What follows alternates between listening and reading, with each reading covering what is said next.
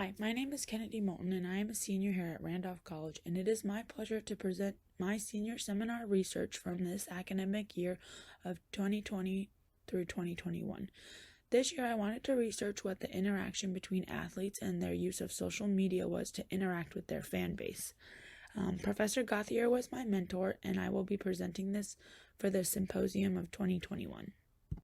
So to begin, I will provide some background about what social media is. Social media is defined as websites and applications that enable users to create and share personal or business types of content or allow for participation in the social networking community. Social media can also be defined as a form of technology that allows people to interact with one another through multiple online platforms. Individuals are able to share pictures, messages, videos, and more with their friends. Social media platforms include Instagram, Snapchat, Twitter, Facebook, and more. You may be interested in why I chose this topic. I chose this topic because I am also a student athlete who uses social media to interact with fans and let them know what the team is doing. This includes where we're playing games, what time, whether it's home or away, what we do for team bonding. Usually I post a story for that, and then looking for future Wildcats. I also chose this because I follow other collegiate and professional teams to see what they post that keeps me interested in wanting to be a fan of their team as well. Now that I've told you why I chose my topic, you may be interested in why this is important. Due to COVID-19, many people can no longer watch their favorite sports teams in person because of social distancing guidelines, the 6 feet apart, the no more than 10 people gathered around, the mask wearing, and more. And other teams do not have the opportunity or the access to be on TV. For example, here at Randolph, we're so small, like many other D3 schools, that we don't even have a way to get on ESPN or things like that. So they came up with doing a live stream, so you simply just go to athletic pages and view the live stream. COVID-19 also took away the chance for many teams to be together, and they had to improvise this past fall. For example, all of our teams here at Randolph put together Instagram pages like Randolph College Volleyball or Randolph College Men's Soccer, and spent time throughout the fall having different people take over and explain and provide examples of what they do at home and how they're still working out and so forth. So now that I've given you a background on what social media is, why I chose the topic, and why it's important, you may be wondering what my final question was. And my final question was, how do student athletes use social media to interact with fans? Before conducting my own research, I looked up a ton of articles related to what I wanted to research. For example, the first article I came across was the examination of the relationship between fan identification and the student utilization of social media in NCAA Division I. Researchers examined how social media was being used by students at a large Division I school, and also looked at how Facebook and Twitter were being used as social media platforms. The study was conducted using 17 teams, which were 7 male teams and 10 female teams. They looked at sources like Twitter, Instagram, and Facebook that were being used in the research. These individuals were from freshmen, sophomore, junior, senior, and graduate students.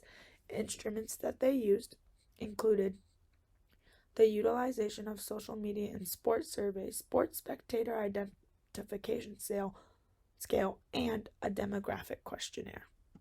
The results showed that Facebook was the main source of the media. They believed this was possible because many times the final results were posted and then showed up on their newsfeed. This led them to not have to search the websites to find and look for the game. They also saw that many outside fans who did not attend the school used the school media page to stream the game or look at the game stats, whether that was during or at the end of the game. Another article I looked at was social media stardom, how changes to NIL will benefit athlete influencers across the NCAA.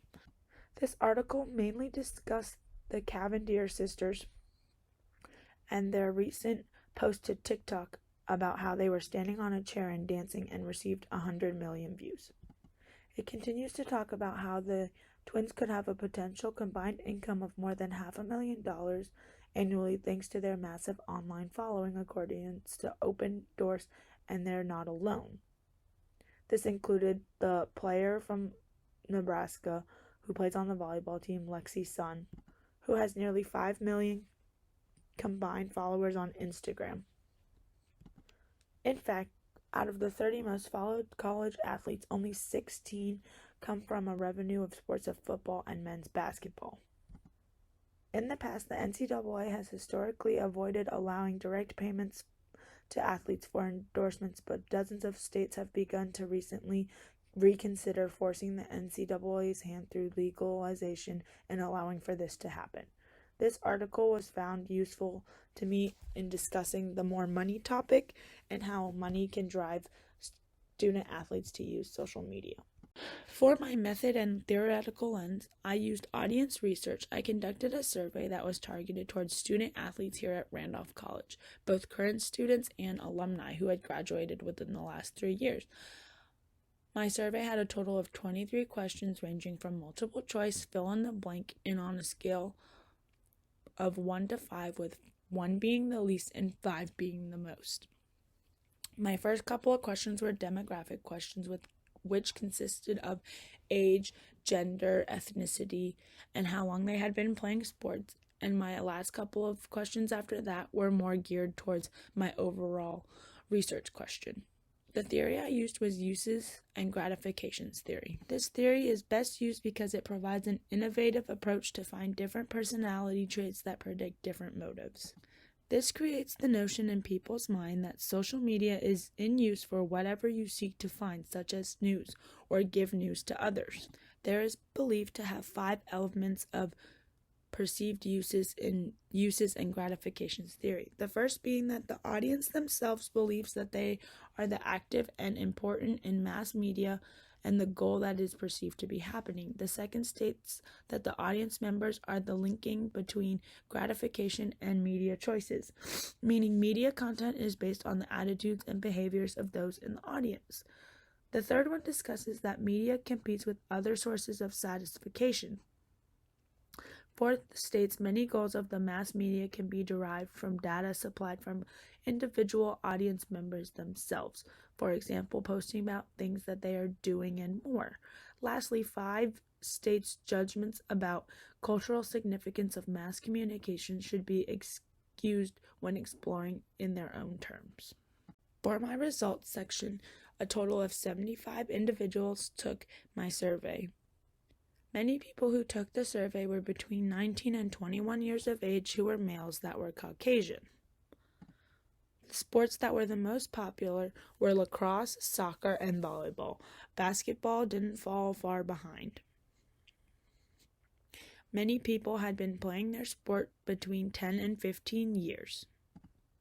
In my results, I noticed that many people had selected Instagram as their choice of social media, whether that be what social media do they use the most, what social media do you find yourself scrolling through mostly, and so on. Many people said that they liked the fact that you can either post on Instagram or post a story or both, and the fact that it disappears within 24 hours was their favorite part. The social media outlet that was used the least out of all my participants was Facebook. And lastly, I found that most people use Snapchat and Instagram due to follower numbers and most popular social media platform, and people did not use Facebook due to having parents and family and friends as friends. In conclusion, I saw that social media has a positive way of helping out teams with spreading information. And because due to COVID-19, social media has helped people stay in touch with athletic teams that individuals can no longer watch in person but still enjoy watching. I also noticed that age plays a significant role in what type of social media was being used to promote athletes and athletics. And I believe that social media will continue to be an outlet for teams even after COVID-19 is resolved. Thank you for watching my presentation, and now you may ask any questions in the comment section below.